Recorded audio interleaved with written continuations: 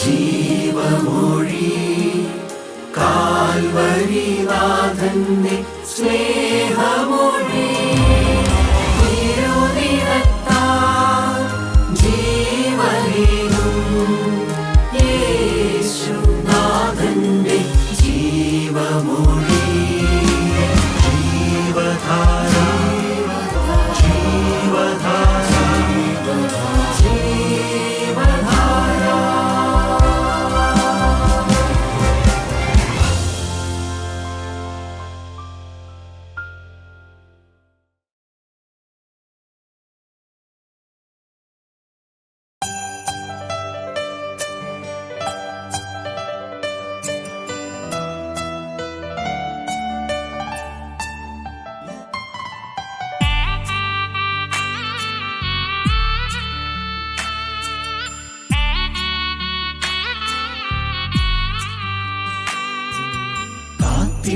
കാത്തിരിക്കുന്നതൻ ശുദ്ധിമാന്മാർ ഗണം കാഹളം കേൾക്കുമ്പോൾ വാനിൽ പോകും. കാത്തിരിക്കുന്നതൻ ശുദ്ധിമാന്മാർ ഗണം കാഹളം കേൾക്കുമ്പോൾ വാനിൽ പോകും. യേശു കർത്താവിന്റെ പൊന്മുഖം കാണുമ്പോൾ എത്രയോ സന്തോഷം സോദരരേ. യേശു കർത്താവിന്റെ പൊന്മുഖം കാണുമ്പോൾ എത്രയോ സന്തോഷം സോദരരേ. ഹല്ലേലൂയാ ജയം, ഹല്ലേലൂയാ ജയം, ഹല്ലേലൂയാ വന്നു തീർന്നു പോകും. ഹല്ലേലൂയാ ജയം, ഹല്ലേലൂയാ ജയം, ഹല്ലേലൂയാ വന്നു തീർന്നു പോകും. വാനസേനാഗണം നോക്കി നോക്കി നിന്നു അത്ഭുതപ്പെട്ടിടും ആ സദസ്സിൽ. വാനസേനാഗണം നോക്കി നോക്കി നിന്നു അത്ഭുതപ്പെട്ടിടും ആ സദസ്സിൽ.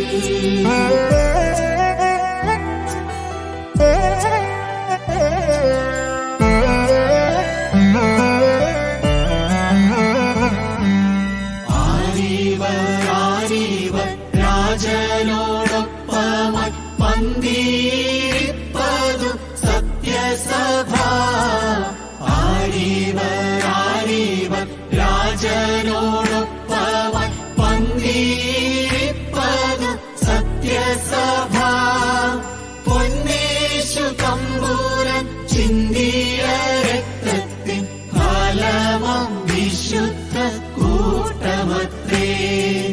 പൊന്നേശു തമ്പുരാൻ ചിന്തിയ രക്തത്തിൻ ഫലമാം വിശുദ്ധ കൂട്ടമത്രേ.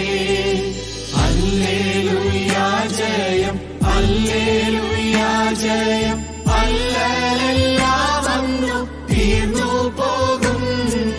ഹല്ലേലൂയാ ജയം, ഹല്ലേലൂയാ ജയം, ഹല്ലേലൂയാ വന്നു തീർന്നു പോകും. വാനസേനാഗണം നോക്കി നോക്കി നിന്നു അത്ഭുതപ്പെട്ടിടും ആ സദസ്സിൽ. വാനസേനാഗണം നോക്കി നോക്കി നിന്നു അത്ഭുതപ്പെട്ടിടും ആ സദസ്സിൽ.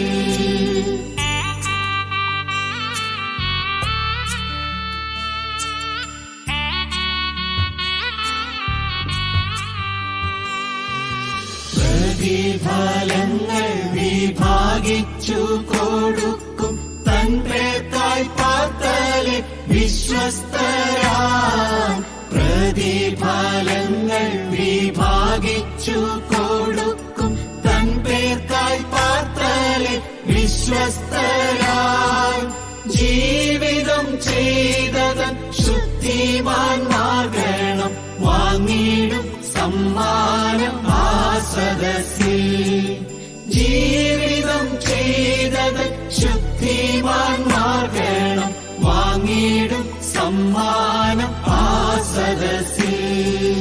ഹല്ലേലൂയാ ജയം, ഹല്ലേലൂയ ജയം.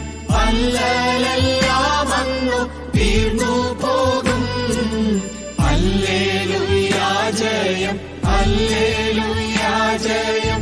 അല്ലലെല്ലാം അന്നു തീർന്നു പോകും. വാനസേനാഗണം നോക്കി നോക്കി നിന്നു അത്ഭുതപ്പെട്ടിടും ആ സദസ്സിൽ. വാനസേനാഗണം നോക്കി നോക്കി നിന്നു അത്ഭുതപ്പെട്ടിടും ആ സദസ്സിൽ.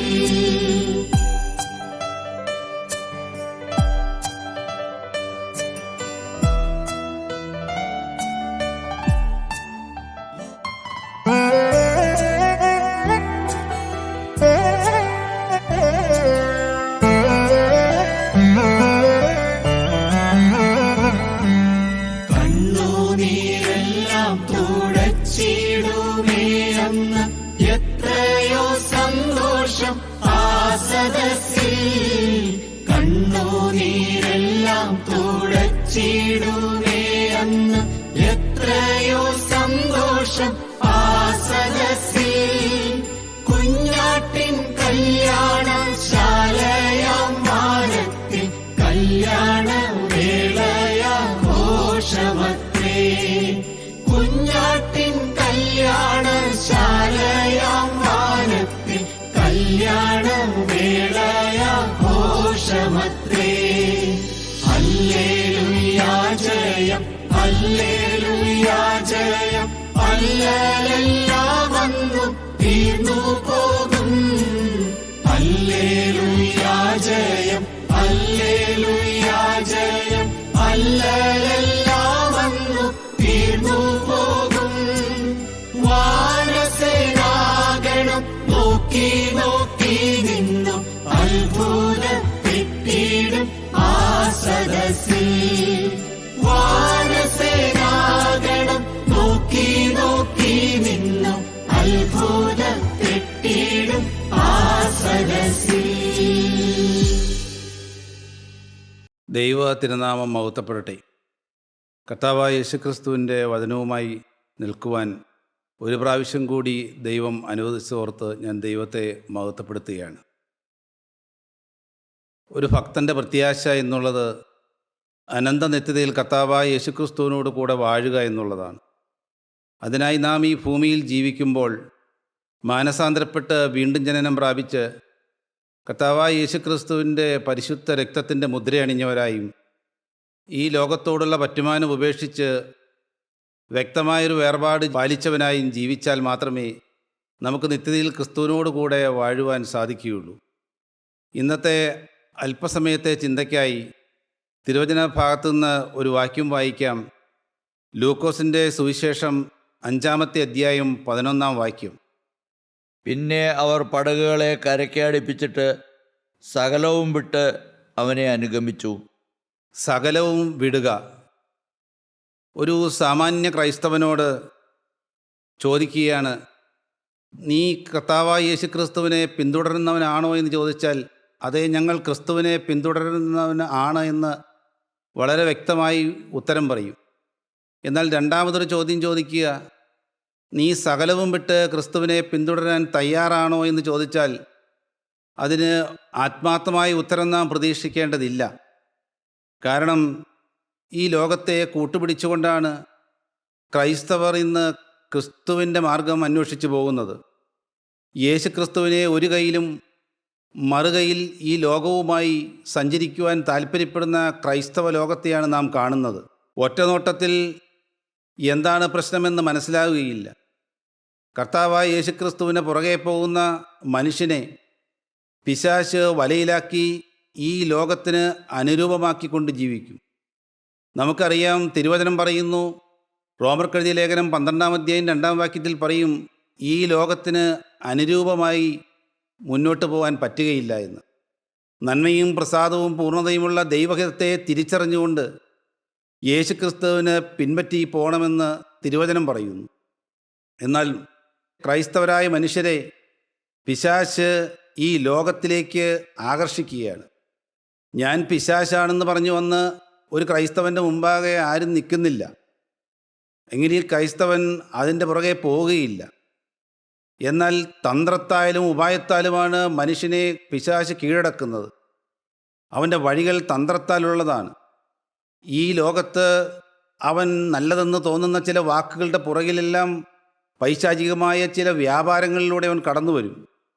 ഉദാഹരണത്തിന് സാഹോദര്യമെന്നും മതേതരത്വമെന്നും പാരമ്പര്യമെന്നും പറയുന്ന ചില വാക്കുകൾക്കൂടെ എല്ലാം അതിൻ്റെ എല്ലാം പുറകിൽ പിശാച് ഒളിഞ്ഞിരുന്നാൽ ഒരു സാമാന്യ ക്രൈസ്തവന് മനസ്സിലാക്കാൻ പറ്റുകയില്ല.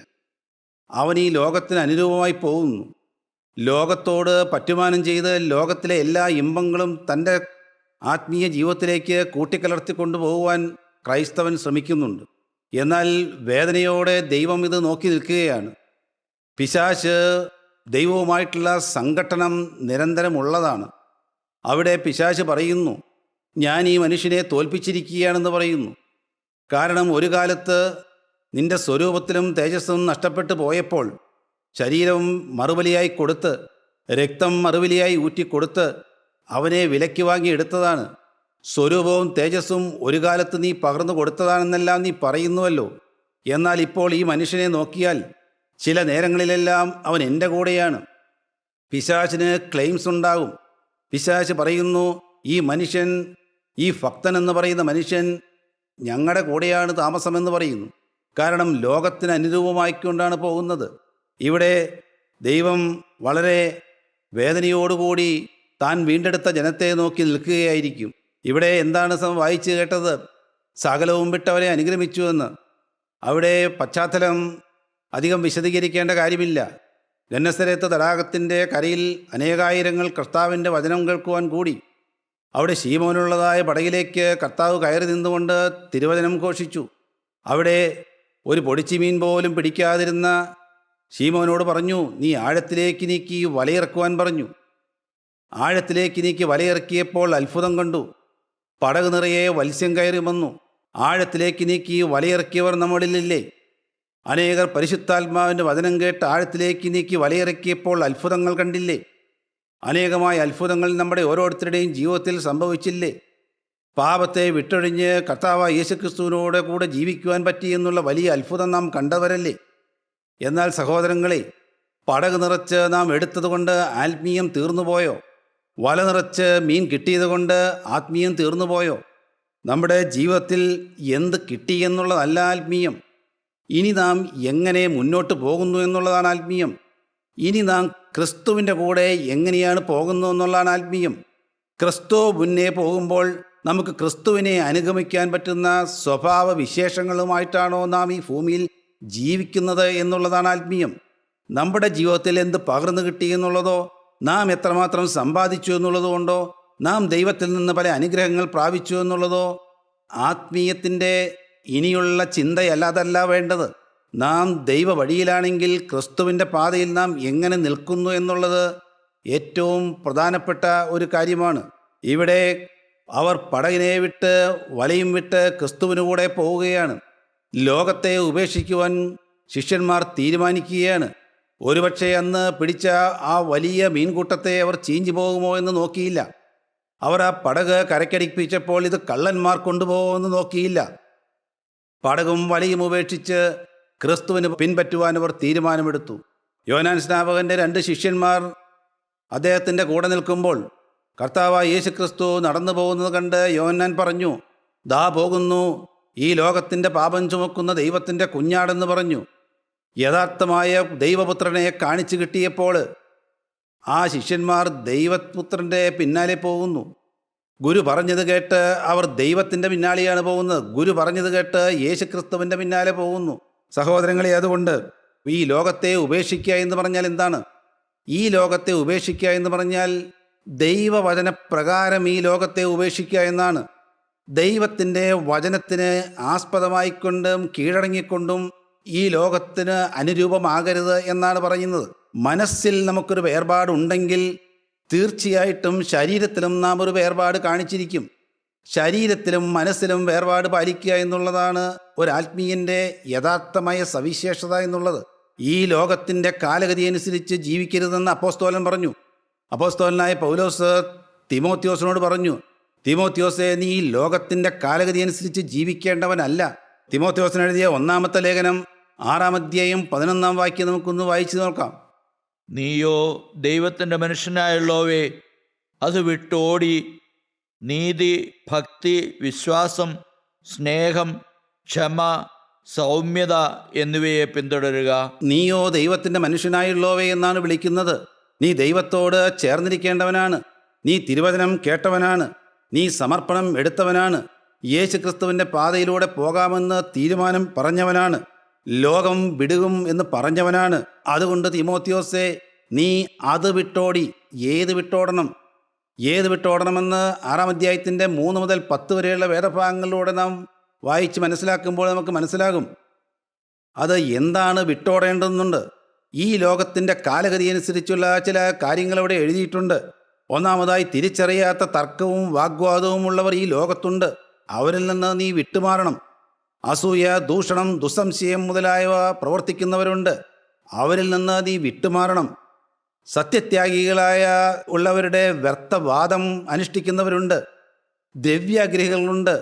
സ്ഥാനമോഹികളുണ്ട്. ഞാനാണ് മുമ്പനെന്ന് പറയുന്നവരുണ്ട്. മറ്റുള്ളവരെ വിധിക്കുന്നവരുണ്ട്. അലംഭാവത്തോടെ ദൈവവേല ചെയ്യുന്നവരുണ്ട്. അലംഭാവത്തോടെ ദൈവഭക്തി ആദായസൂത്രമെന്ന് കരുതുന്നവരുണ്ട്. ഇവരിൽ നിന്നെല്ലാം നീ വിട്ടുമാറണം. ഇവരിൽ നിന്നെല്ലാം വിട്ടുമാറുക എന്നാണ് തിമോത്തിയോസിനോട് പറഞ്ഞത്. കൂടാതെ വീണ്ടും പറഞ്ഞു, ആ വാക്യം അവസാനിക്കുമ്പോൾ ഇങ്ങനെയാണ് പറയുന്നത്: സ്നേഹം, നീതി, വിശ്വാസം, ഭക്തി, ക്ഷമ, സൗമ്യത ഇവയെ നീ പിന്തുടരുകയും ചെയ്യണം. ഇത് വിട്ടോടി മാറിയിട്ട് മാത്രം കാര്യമില്ല. സ്നേഹവും സൗമ്യതയും താഴാഴ്മയും എല്ലാം പ്രാപിച്ചുകൊണ്ട് നീതിയും വിശ്വാസവും എല്ലാം പിന്തുടർന്നുകൊണ്ടായിരിക്കണം യേശുവിനെ പിന്തുടരേണ്ടതെന്ന് 6-ാം അധ്യായത്തിൻ്റെ 12-ാം വാക്യത്തിലേക്ക് വരുമ്പോൾ നമുക്കറിയാം. അല്പം കൂടി ആ ഒരു ഊർജ്ജസ്വലമായ ഒരു വാക്കുകൾ അപ്പോസ്തലൻ തിമോത്തിയോസിനോട് പറയുകയാണ്. 12-ാം വാക്യവും നമുക്ക് വായിച്ചു കേൾക്കാം. വിശ്വാസത്തിൻ്റെ നല്ല പോർ പൊരുതുക. നീ വിശ്വാസത്തിൻ്റെ നല്ല പോർ പൊരുതുന്ന ഒരു വ്യക്തിയായിരിക്കണം. വിശ്വാസമെന്ന ആ വലിയ ഫലം നമ്മിൽ നിന്ന് പുറപ്പെടണം. വിശ്വാസത്തിലൂടെ മാത്രമേ ക്രിസ്തുവിനെ പിന്തുടരാൻ പറ്റുകയുള്ളൂ. അതുകൊണ്ട് ഞാൻ നല്ല പോർ പൊരുതു എന്ന് പറഞ്ഞു. ഞാൻ ഓട്ടം തികച്ചു, ഞാൻ വിശ്വാസം കാത്തു, ഇനി നീതിയുടെ കിരീടം എനിക്കായി വച്ചിരിക്കുന്നുവെന്ന് വളരെ ആർഡൻ്റായി പറയുവാൻ തിമോത്തിയോസിനോട് പൗലോസ് അപ്പോസ്തലൻ ഉദ്ബോധിപ്പിക്കുകയായിരുന്നു. സഹോദരങ്ങളെ, ക്രിസ്തീയ ജീവിതത്തിൽ നാം പഠിച്ചിട്ടുണ്ടല്ലോ, പാപബോധം എപ്പോൾ ആരംഭിക്കുന്നു അവിടെയാണ് ക്രിസ്തീയ ജീവിതം തുടങ്ങുന്നതെന്ന്, ആത്മാവിൽ തുടങ്ങുന്നതെന്ന് നാം പഠിച്ചിട്ടുണ്ട്. എന്നാൽ ക്രൈസ്തവ ജീവിതം ശരീരത്തിൽ തുടങ്ങുന്നത് എപ്പോഴാണ്? ക്രിസ്തുവിനെ പ്രതി ഈ ലോകത്തിൽ നിന്ന് വേർപാട് പാലിക്കുമ്പോൾ മാത്രമേ ക്രൈസ്തവ ജീവിതം ശരീരത്തിൽ തുടങ്ങുകയുള്ളൂ. തിന്മകളിൽ നിന്ന് വേർപാട് പാലിക്കുക എന്നുള്ളതാണത്. ശരീരത്തിലും മനസ്സിലും ഒരു വേർപാട് നമുക്കുണ്ടോ എന്ന് നാം ചിന്തിച്ചു നോക്കണം. ശദ്രക്ക്, മേശക്ക്, അബേദ്നെഗോ എന്ന് പറയുന്ന 3 യുവാക്കന്മാരുടെ കഥ നമുക്കറിയാവുന്നതാണ്. അന്ന് ദുരാസമഭൂമിയിൽ നെബൂഖദ്നേസർ ഒരു ബിംബം നാട്ടി. രാജ്യം ഒന്നടങ്കം അതിനെ നമസ്കരിക്കണമെന്നാണ് ഉത്തരവ്. എന്നാൽ ശദ്രക്ക്, മേശക്ക്, അബേദ്നെഗോ ഒരിക്കലും അതിന് തയ്യാറായില്ല. അവർ നെബൂഖദ്നേസറിന് മുമ്പിൽ ചെന്നുകൊണ്ട് പറഞ്ഞു, നെബൂഖദ്നേസരെ എന്നാണ് വിളിച്ചത്, ഈ കാര്യത്തിനൊരു ഉത്തരം പറഞ്ഞ് സമയം കളയേണ്ടതായ കാര്യമില്ല. എരിയുന്ന തീച്ചൂളയിൽ നിന്ന് വിടുവിക്കാൻ കഴിയുന്ന ഒരു ദൈവം ഞങ്ങളുടെ കൂടെയുണ്ടെന്ന് പറഞ്ഞു. സഹോദരങ്ങളെ, നമ്മുടെ ജീവിതത്തിൽ അത് എപ്പോഴും നാം ഹൃദയസ്ഥിതമാക്കിയിരിക്കേണ്ടതാണ്. വിടുവിക്കുന്നവനായൊരു ദൈവം നമ്മോട് കൂടെയുണ്ട്. ഈ ലോകത്തിൻ്റെ അറ്റാച്ച്മെൻറ്റിൽ നിന്നും ഈ ലോകത്തിൻ്റെ മോഹങ്ങളിൽ നിന്നും നമ്മെ വിടുവിക്കുന്ന ഒരു യേശു നമ്മോട് കൂടെയുണ്ട്. അത് നാം മനസ്സിലാക്കിയിരിക്കണം. എന്നാൽ ഞാൻ ആലോചിക്കുകയായിരുന്നു, ഒരു ക്രൈസ്തവൻ്റെ മുമ്പാകെ ഇന്നത്തെ രീതിയിലാണ് ഒരു ബിംബം നാട്ടിയെങ്കിൽ എന്തു ചെയ്യും? അവിടെ പോകുന്നു, ഒരുപക്ഷെ വേണമെങ്കിൽ ഞാൻ നമസ്കരിച്ചില്ല എന്ന് പറയുന്നു, കൂടെ കണ്ടതല്ലേ എന്ന് പറയുന്നു, അതിൻ്റെ പ്രൗഢിയും ശില്പചാരുതയും ആസ്വദിക്കുന്നു. വേണമെങ്കിൽ ഈ കാലത്തെ പുതിയ ഭാഷ ഉപയോഗിച്ച് വേണമെങ്കിൽ പറയാമല്ലോ, ഒരു സെൽഫിയും എടുത്ത് അത് സ്റ്റാറ്റസ് ആക്കുന്നു. സഹോദരങ്ങളെ, എവിടെയാണ് നമ്മുടെ വേർപാട്? ക്രിസ്തു പറഞ്ഞ വേർപാട് എവിടെയാണ് നിൽക്കുന്നത്? സഹോദരങ്ങളെ, നാം ഒരു കാര്യം മനസ്സിലാക്കണം. നാം വ്യക്തമായും വേർപാട് പാലിക്കുവാൻ നിയുക്തരാണ്. യേശു ക്രിസ്തുവിൻ്റെ പാതയിൽ ഇറങ്ങിത്തിരിക്കാമെന്ന ഒരു ദൈവ പൈതലിന് വേർപാട് പാലിക്കുവാൻ നിയുക്തനായി കഴിഞ്ഞു. നാം തിരഞ്ഞെടുക്കപ്പെട്ട ഒരു ജാതിയാണ്, രാജകീയ പുരോഹിത വർഗമാണ്. We are chosen generation. നമ്മൾ തിരഞ്ഞെടുക്കപ്പെട്ട ഒരു വർഗത്തിലുള്ളവരാണ്, ആ തലമുറയിൽപ്പെട്ടവരാണ്. ചില പ്രത്യേകതകൾ നമുക്ക് ദൈവം തന്നിട്ടുണ്ട്. ദൈവജനത്തിന് ചില പ്രത്യേകതകൾ തന്നിട്ടുണ്ട്. എന്താണെന്ന് നമുക്ക് വചനം പോലും പറയുന്നുണ്ട്. വചനം ചില പ്രത്യേകതകൾ തന്നിട്ടുണ്ട്. നമുക്ക് വായിച്ചു നോക്കാം. സംഖ്യാപുസ്തകം 23-ാം അധ്യായം 9-ാമത്തെ വാക്യം. ഇതാ തനിച്ചു പാർക്കുന്ന ഒരു ജനമെന്ന്. സംഖ്യാപുസ്തകം 23-ാം അധ്യായം 9-ാം വാക്യം നമുക്കൊന്ന് വായിച്ചു കേൾക്കാം. ശിലാഗ്രഹങ്ങളിൽ നിന്ന് ഞാൻ അവനെ കാണുന്നു, ഗിരികളിൽ നിന്ന് ഞാൻ അവനെ ദർശിക്കുന്നു. ഇതാ തനിച്ചു പാർക്കുന്ന ഒരു ജനം, ജാതികളുടെ കൂട്ടത്തിൽ എണ്ണപ്പെടുന്നതുമില്ല. അതാണ് നമ്മുടെ ഐഡന്റിറ്റി എന്ന് പറയുന്നത്. ഇതാ തനിച്ചു പാർക്കുന്ന ഒരു ജനം, ജാതികളുടെ കൂട്ടത്തിൽ എണ്ണപ്പെട്ടുമില്ല എന്ന്. ബിലയാമിൻ്റെ വഞ്ചനയും നിക്കലാവിൻ്റെ നടപ്പും. ബിലയാം ചതിക്കുകയായിരുന്നു. തന്ത്രത്താലും ഉപായത്താലും പിശാച് മനുഷ്യനെ ചതിക്കുന്നത് പോലെ ബിലയാം ചതിക്കുകയായിരുന്നു. ഇതാ തനിച്ചു പാർക്കുന്ന ജനമാണിത്. അവർ ജാതികളോട് ഇടകലർന്നിട്ടില്ല എന്നുള്ളതായിരുന്നു ഉപദേശം. ദൈവജനം അതിൽ വീണുപോയി. ഇസ്രായേൽ ജനം ശിത്തീമിൽ പാർക്കുമ്പോൾ ജനം മോവാബ്യ സ്ത്രീകളുമായി പരസംഗത്തിലേർപ്പെട്ടു. ജനം ബാൽപേരിനോട് ചേർന്നു ബാൽ വിഗ്രഹങ്ങളെ ആരാധിച്ചു. ബാലിൻ്റെ ആ ആരാധനയിൽപ്പെട്ട് സ്വന്തം സ്വത്വം നഷ്ടപ്പെടുത്തി കളഞ്ഞു. എവിടെ നിന്നാണ് അവർ പോന്നത്? എവിടെ നിന്നാണ് അവർ വിടിവിച്ചെടുത്തത്? കർത്താവ് നമ്മെ ഇവിടെ നിന്നാണ് കോരിക്കൊണ്ട് വന്നത്. അഴുക്കിൽ നിന്ന് കോരിക്കൊണ്ട് വന്ന ദൈവജനമല്ലേ നാം. ഈ ലോകത്തിൻ്റെ അഴുക്കും മ്ലേച്ഛതകളിൽ നിന്നും കോരിയെടുത്ത് ഒരു പീഠത്തിലിരുത്തിയിരിക്കുന്ന ജനമാണ് നാം. നാം ചോസൻ ജനറേഷനാണ് സഹോദരങ്ങളെ. എന്നിട്ട് എന്തുണ്ടായി? ബിലയാമിൻ്റെ ഉപദേശത്തിൽപ്പെട്ട് ചതിക്കപ്പെട്ടു പോയി. എന്താണ് നിക്കലാവരുടെ നടപ്പ് എന്ന് പറയുന്നത്? നിക്കലാവരുടെ നടപ്പെന്ന് പറഞ്ഞാൽ ജഡത്തിൻ്റെ ഇഷ്ടമനുസരിച്ച് ജീവിക്കാമെന്നും, എന്നാൽ ഞാൻ ആത്മാവിൽ നല്ലവനാണെന്നും ആത്മാവിൽ വല്ലഭനാണെന്നുള്ള കാഴ്ചപ്പാട്. എനിക്ക് ആത്മീയമുണ്ടെന്നുള്ള കാഴ്ചപ്പാട്. എന്നാൽ ജഡം എൻ്റെ ഇഷ്ടത്തിനനുസരിച്ച് എല്ലാം ചെയ്യും. ഇങ്ങനെ രണ്ട് തോണികളിൽ കാല് വെച്ചുകൊണ്ടുള്ള ഒരു ജീവിതത്തിനെയാണ് ഈ നിക്കലാവരുടെ നടപ്പെന്ന് പറയുന്നത്. ആസ്യയിലെ സഭകളിൽ, പെർഗമോസിലെ സഭയിൽ ഈ ബിലയാമിൻ്റെ ഉപദേശമുള്ളവരും നിക്കലാവരുടെ നടപ്പുള്ളവരും ഉണ്ടായിരുന്നു. നീ അതിനെ പകയ്ക്കണം സഹോദരങ്ങളെ. നാം അതിനെ പകയ്ക്കണം. കാരണം നാം തിരഞ്ഞെടുക്കപ്പെട്ട ജാതിയാണ്. വേർപാട് പാലിക്കുവാൻ നാം നിയുക്തരായി കഴിഞ്ഞവരാണ്. ദൈവവചനത്തിലെ വെള്ളം ചേർക്കുവാൻ നമുക്ക് പറ്റുകയില്ല. ദൈവത്തിൻ്റെ വചനം നാം മറ്റു രീതിയിൽ വളച്ചൊടിക്കാൻ പറ്റുകയില്ലല്ലോ. ദൈവത്തിന് സ്തോത്രം. എവിടെ നിന്നൊക്കെയാണ് ഈ വേർപാട് പാലിക്കേണ്ടത്? കൊരിന്ത്യർക്കെഴുതിയ 2-ാമത്തെ ലേഖനം 6-ാം അധ്യായം 14, 15, 16 വാക്യത്തിൽ ദൈവവചനം നമ്മോട് പറയും, നീ അവിശ്വാസികളോടുകൂടി ഇണയല്ല പിണക്കൂടരുത്. നീതിക്കും അധർമ്മത്തിനും തമ്മിൽ എന്തോ ഒരു ചേർച്ചയാണ്. വെളിച്ചത്തിന് ഇരുളിനോടെന്ത് കൂട്ടായ്മയാണുള്ളത്? അല്ല, വിശ്വാസിക്ക് അവിശ്വാസിയുമായി എന്ത് ഓഹരിയുണ്ട്? ക്രിസ്തുവിനും ബെലിയാവിലും തമ്മിൽ എന്ത് പൊരുത്തമാണുള്ളത്? ദേവാലയത്തിന് വിഗ്രഹങ്ങളോട് എന്ത് യോഗ്യതയാണെന്നുള്ളത്? നാം ജീവനുള്ള ദൈവത്തിൻ്റെ ആലയമല്ലോ എന്നാണ് ചോദിക്കുന്നത്. നാം തന്നെയല്ലേ ആലയം? ഈ ജീവനുള്ള ദൈവത്തിൻ്റെ ആലയമല്ലേ നാം? ജീവനുള്ള ദൈവം നമ്മിൽ വസിക്കേണ്ടവരല്ലേ? യേശു ക്രിസ്തുവിൻ്റെ പരിശുദ്ധാത്മാവിന് വസിക്കാൻ കിട്ടുന്ന കുടിയിരിപ്പ് ഭവനമായി നമ്മുടെ ഹൃദയം മാറേണ്ടതല്ലേ? എന്നാൽ ഹൃദയത്തിൽ കുറുനരികൾ കടന്നുകൂടുന്നു. ഹൃദയത്തിൽ ലോകമോഹം കടന്നുകൂടുന്നു. ലോകമോഹം കടന്നുകൂടി ഒരു ആത്മീയനെ തകർത്തു കളയുന്നു. അവൻ ലോകത്തിലേക്ക് ഇറങ്ങിപ്പോകുന്നു. അതുകൊണ്ട് സഹോദരങ്ങളെ, അവിശ്വാസികളുടെ നടുവിൽ നിന്ന് വിട്ടുപോരുവാനിവിടെ പൗലോസ് അപ്പോസ്തലൻ പറയുകയാണ്. എന്താണ് അതിനർത്ഥം? യേശു ക്രിസ്തുവിന് ചേർച്ചയില്ലാത്തിൽ നിന്ന് നാം മാറി നിൽക്കണം. യേശു എവിടെ നിൽക്കുന്നില്ല അവിടെ നിന്ന് നാം മാറി നിൽക്കണം. നമ്മുടെ ജീവിതത്തിൽ യേശു എവിടെയുണ്ടോ അവിടെ നാം പറ്റുമാനമുള്ളവരായിരിക്കണം. കൊരിന്ത്യർക്കെഴുതിയ 1-ാമത്തെ ലേഖനവും 10-ാം അധ്യായം 14-ാം വാക്യത്തിൽ പറയും, വിഗ്രഹാരാധന വിട്ടോടുവിനെന്ന്. ഏതാണ് ഈ വിഗ്രഹാരാധന? വിഗ്രഹമെന്നാൽ കല്ലിൽ കൊത്തിയ വിഗ്രഹമല്ല, ഹൃദയ വിഗ്രഹങ്ങളാണ്. ഹൃദയത്തിൻ്റെ ആസക്തികളെയാണ് ഈ വിഗ്രഹം എന്ന് പറയുന്നത്. അതുകൊണ്ട് ഹൃദയത്തിൻ്റെ ആസക്തികളെ നാം വിട്ടോടുന്നവരായിരിക്കണം. ഇന്ദ്രിയജയം പ്രാപിച്ചവരായിരിക്കണം. ഇന്ദ്രിയജയം നാം പ്രാപിക്കണം. ഗലാത്യർക്ക് ലേഖനം എഴുതിയപ്പോൾ 5-ാം അധ്യായം 22-ാം വാക്യത്തിൽ ആത്മാവിൻ്റെ നല്ല ഫലങ്ങളെക്കുറിച്ച് പറയുമ്പോൾ അതിൽ ഇന്ദ്രിയജയവുമുണ്ട്. എന്നാൽ ആത്മാവിൻ്റെ നല്ല ഫലങ്ങളെല്ലാം വേണമെങ്കിൽ ഒരുപക്ഷെ ഒരു ക്രൈസ്തവന് അഭിനയിച്ച് കാണിക്കാമെന്നേ ഉള്ളൂ. അതുപോലെ തന്നെ ജീവിച്ച് കാണിക്കാമെന്നേ ഉള്ളൂ. എന്നാൽ അഭിനയിക്കാൻ പറ്റുകയില്ല ഇന്ദ്രിയജയം. ഇന്ദ്രിയജയം എന്നുള്ളത് അത് സ്വതവേ നേടേണ്ടതാണ്. അത് ക്രിസ്തുവിൻ്റെ കൃപയാണ്. ക്രിസ്തു കൊടുക്കുന്നതാണ് ദാനമായിട്ട്. അത് നാം പ്രാപിച്ചെടുക്കണം ക്രിസ്തുവിൽ നിന്ന്. അതുകൊണ്ട് സഹോദരങ്ങളെ, നാം വിഗ്രഹാരാധന വിട്ടോടണം.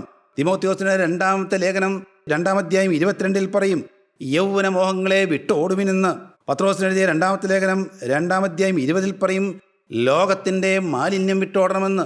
ഇതെല്ലാം വിട്ടോടി യാത്ര തുടങ്ങിയവരാണ് നാം. കനാനിലാക്കാക്കി യാത്ര തുടങ്ങിയവരാണ് നാം. വിശുദ്ധ വഴിയിലൂടെ യാത്ര തുടങ്ങിയവരാണ് നാം. ആത്മാവിൽ ആരംഭിച്ച് ജഡത്തിലാണോ അവസാനിക്കുന്നതെന്ന് ഗലാത്യർക്ക് ലേഖനം എഴുതിയപ്പോൾ 3-ാം അധ്യായം 3-ാം വാക്യത്തിൽ അപ്പോസ്തലൻ ചോദിച്ചു, നിങ്ങളെല്ലാം ആത്മാവിൽ തുടങ്ങിയവരല്ലേ, എന്നാൽ ജഡത്തിലാണോ അവസാനിക്കാൻ പോകുന്നതെന്ന്. കർത്താവ് യേശുക്രിസ്തു ക്രൂശിക്കപ്പെട്ടവനായി നിൽക്കുകയില്ലേ? ആ ക്രൂശിക്കപ്പെട്ട ക്രിസ്തുവിന് പിൻപാറ്റുന്നതിന് പകരം ഈ ലോകത്തിലേക്കാണോ നിങ്ങളുടെ കണ്ണ് പോകുന്നത്? നിങ്ങളുടെ കണ്ണ് എവിടെയാണ് ഇരിക്കുന്നത്? ഈ ലോകത്തിലാണോ ഇരിക്കുന്നതെന്ന്. ആത്മാവിൽ ആരംഭിച്ചിട്ട് ജഡത്തിൽ സമാപിക്കുന്നുവോ എന്ന് ചോദ്യം. സഹോദരങ്ങളെ, ഒരു വേർപാടില്ലാതെ, വിശ്വാസമില്ലാതെ, വെളിച്ചമില്ലാതെ, ക്രിസ്തു ഹൃദയത്തിലില്ലാതെ, ആത്മാവിൽ പുഷ്ടിയില്ലാതെ, ഇന്ദ്രിയ ജയമില്ലാതെ എല്ലാം തകർന്നു പോകുന്നു. അനേകം ആത്മീയ രംഗത്ത് വിലസുന്നവരുടെയും അനേകം ക്രൈസ്തവരുടെയും ജീവിതത്തിൽ ഈ വെളിച്ചം കടന്നു വരാതെ, ക്രിസ്തുവാകുന്ന വെളിച്ചം യഥാർത്ഥമായി ഉൾക്കൊള്ളാതെ ഈ ലോകത്തിന് അനുരൂപമായി പോകുകയാണ്. യേശു ക്രിസ്തു എവിടെ വരുന്നോ അവിടെയേ വെളിച്ചമുണ്ടാവുകയുള്ളൂ.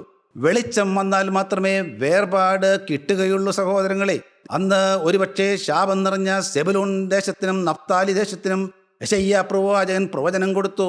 ഒരു കാലത്ത് ഒരു പ്രകാശം ഈ ദേശത്തേക്ക് കടന്നു വരുമെന്ന്.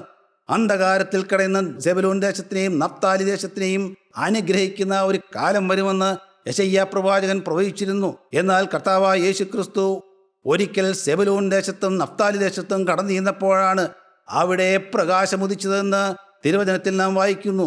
യേശു എവിടെ കടന്നു ചെല്ലുന്നോ, യേശു ഏത് ഭവനത്തിൽ കടന്നു ചെല്ലുന്നോ അവിടെ വെളിച്ചമാകുന്നു, അവിടെ വേർപാട് കിട്ടുന്നു. യേശു ഏതൊരു മനുഷ്യൻ്റെ ഹൃദയത്തിലേക്ക് കടന്നു ചെല്ലുന്നോ അവിടെ വെളിച്ചം വരുന്നു, അവിടെ വേർപാട് കിട്ടുന്നു. ഏതൊരു സംഘടനകളിലും ഏതൊരു ആത്മീയ പ്രസ്ഥാനത്തിലും സഹോദരങ്ങളെ, യേശു വന്നാൽ മാത്രമേ വെളിച്ചം വരികയുള്ളൂ. യേശു വന്നാൽ മാത്രമേ വേർപാട് കിട്ടുകയുള്ളൂ. അതുകൊണ്ട് സഹോദരങ്ങളെ, ഈ കാര്യത്തെക്കുറിച്ച് അപ്പോസ്തലനായ പൗലോസ് വളരെ ഉത്കണ്ഠയോടുകൂടി നമ്മളെ ഉദ്ബോധിപ്പിക്കുന്നുണ്ട്. കൊരിന്ത്യർക്കെഴുതിയ 1-ാമത്തെ ലേഖനം 10-ാം അധ്യായം യഥാർത്ഥമായ വേർപാടിനെക്കുറിച്ചാണ് പറയുന്നത്. നമ്മുടെ പിതാക്കന്മാർ എല്ലാവരും മേഘത്തിൻ കീഴിലായിരുന്നു. അവർ സമുദ്രത്തിലൂടെ നടന്നു. മേഘത്തിലും സമുദ്രത്തിലും സ്നാനമേറ്റവരാണവർ. ഒരേ ആത്മീയ ആഹാരം കഴിച്ചവരാണ്. ഒരേ ആത്മീക പാറയിൽ നിന്ന് കുടിച്ചവരാണ്. ക്രിസ്തു എന്ന ആത്മീക പാറയിൽ നിന്ന് നാം കുടിച്ചവരാണ്. എന്നാൽ അവരിൽ മിക്ക പേരിലും ദൈവം പ്രസാദിച്ചില്ല. അവരെ മരുഭൂമിയിൽ തള്ളിയിട്ട് കളഞ്ഞു. അവർക്ക് കനാൻ നാടിലേക്ക് കടക്കാൻ പറ്റിയില്ല. അത് ഒരു ദൃഷ്ടാന്തമായി നമുക്കിരിക്കുന്നു എന്ന് അപ്പോസ്തലൻ പറയുന്നു. അതൊരു ദൃഷ്ടാന്തമായി നമ്മുടെ മുന്നിൽ നിൽക്കുകയാണ് സഹോദരങ്ങളെ. യാത്ര ഒരുപക്ഷെ ഒന്നിച്ച് ചെയ്തതായിരിക്കാം. യാത്ര ദൈവമക്കളോടുകൂടി സഞ്ചരിച്ചതായിരിക്കാം. യാത്ര ഒരുപക്ഷെ സുവിശേഷത്തിൻ്റെ വഴിയിലെല്ലാം നടന്നതായിരിക്കാം. യാത്ര ഒരുപക്ഷെ ഒന്നിച്ച് തുഴഞ്ഞവരായിരിക്കാം. എന്നാൽ അപ്പോസ്തലൻ ഉദ്ബോധിപ്പിക്കുകയാണ്, അവരിൽ പലരും കടന്നില്ല. ലോകമോഹം കടന്നു വന്നപ്പോൾ, വിഗ്രഹാരാധന കടന്നു വന്നപ്പോൾ, യേശു ക്രിസ്തുവിനെ കണ്ണ് മാറ്റിയപ്പോൾ പലരും കനാൻ കടക്കാതെ വന്നു. എന്നാൽ സഹോദരങ്ങളെ, എന്തു ചെയ്യണം? ക്രിസ്തു നമ്മിൽ വസിക്കണം. ക്രിസ്തു നമ്മിൽ വസിച്ചാൽ വേർപാട് വരികയാണ്. അബൈഡ് ഇൻ ക്രൈസ്റ്റ് എന്നാണ് പറയുന്നത്. ക്രിസ്തുവിൽ വസിക്കുക. എന്നിൽ വസിപ്പിൻ, ഞാൻ നിങ്ങളിലും വസിക്കുമെന്നാണ് പറയുന്നത്. യോഹന്നാൻ സുവിശേഷം 15-ാം അധ്യായം 4-ാം വാക്യത്തിലാണ് എന്നിൽ വസിപ്പിൻ, ഞാൻ നിങ്ങളിൽ വസിക്കാമെന്ന് യേശു പറയുകയാണ്. സഹോദരങ്ങളെ, ഒരു വ്യക്തമായ വേർപാട് പാലിച്ച് ജീവിക്കുവാൻ നിങ്ങൾക്ക് സാധിക്കുന്നുണ്ടോ? ഒരുപക്ഷെ നാം ഒരു വ്യക്തമായ വേർപാട് പാലിച്ച് ജീവിക്കുമ്പോൾ ഒരുപക്ഷെ നമുക്ക് മനപ്പീഡകൾ വർദ്ധിക്കാം. ഈ ലോകത്ത് നമ്മളെ ആരും ഗൗനിക്കുകയില്ല. ഒരുപക്ഷെ നമുക്ക് പല സ്ഥലത്തുനിന്നും അവഗണനകൾ കിട്ടാം. ചാരുവാൻ ഒരാളില്ലാതെ ഒരവസ്ഥ വരാം നമുക്ക്. എന്നാൽ ക്രിസ്തു പറയുകയാണ്, മകനെ, ഞാൻ ചാരുവാനുണ്ടല്ലോ, എൻ്റെ മാറിടത്തിലേക്ക് നീ ചാരു എന്ന് പറയുകയാണ്. യേശു ക്രിസ്തു പറയുകയാണ്, ഞാൻ നിന്നെ ഉയർത്താമെന്ന്. ഞാൻ നിനക്ക് വഴികാട്ടിയായി തരാം. ഞാൻ നിനക്ക് ദൈവത്തിൻ്റെ ആത്മാവ് തരാം. ഞാൻ നിനക്ക് വേർപാട് തരാം. എന്തിനാണ് സഹോദരങ്ങളെ ഈ വേർപാട് പാലിക്കേണ്ടെന്ന് പറയുന്നത്? അത് ദൈവത്തിൻ്റെ ഒരു മാസ്റ്റർ പ്ലാനാണ്. നമുക്ക് വായിച്ചു കേൾക്കാം. സങ്കീർത്തനങ്ങൾ 31:20. നീ അവരെ മനുഷ്യരുടെ കൂട്ടുകെട്ടിൽ നിന്ന് വിടുവിച്ച് നിന്റെ സാന്നിധ്യത്തിൻ്റെ മറവിൽ മറയ്ക്കും. നീ അവരെ നാവുകളുടെ വക്കാണത്തിൽ നിന്ന് രക്ഷിച്ച് ഒരു കൂടാരത്തിനകത്ത് ഒളിപ്പിക്കും. കർത്താവായ യേശു ക്രിസ്തു നമ്മെ ഒരു കൂടാരത്തിനകത്ത് ഒളിപ്പിക്കുമെന്ന്. നാവുകളുടെ വക്കാണത്തിൽ നിന്നും ഈ ലോകത്തെ മോഹങ്ങളിൽ നിന്നും നമ്മെ മാറ്റിയെടുത്ത് കർത്താവ് തൻ്റെ തിരുവിലാവിൽ നമ്മെ മറയ്ക്കുമെന്ന്. നമുക്കൊരു വിശ്രാമ സ്ഥലം ക്രിസ്തു ഒരുക്കിയിട്ടുണ്ടെന്ന് ആ വിശ്രാമ സ്ഥലത്തിൽ നിനക്ക് പരിശുദ്ധാത്മാവിൻ്റെ കുടിയിരിപ്പ് ഭവനമായി നമ്മുടെ ഹൃദയത്തെ മാറ്റിത്തരുമെന്ന്, അതുകൊണ്ട് യേശു ക്രിസ്തുവിനോട് കൂടെ ചേർന്ന് നടക്കാൻ പറ്റുമെന്ന്, നിത്യതയിൽ നാം യേശു ക്രിസ്തുവിൻ്റെ കരം പിടിക്കുമെന്ന്, അതുകൊണ്ട് ഈ ലോകത്ത് സമഗ്രമായൊരു വേർപാട് പാലിച്ച് ജീവിക്കുവാൻ നമുക്ക് നമ്മെ തന്നെ സമർപ്പിക്കാം. അതിന് ദൈവത്തിൻ്റെ പരിശുദ്ധാത്മാവ് നമ്മെ സഹായിക്കട്ടെ. ദൈവനാമം മാത്രം മഹത്വപ്പെടട്ടെ. ദൈവത്തിന് സ്തോത്രം.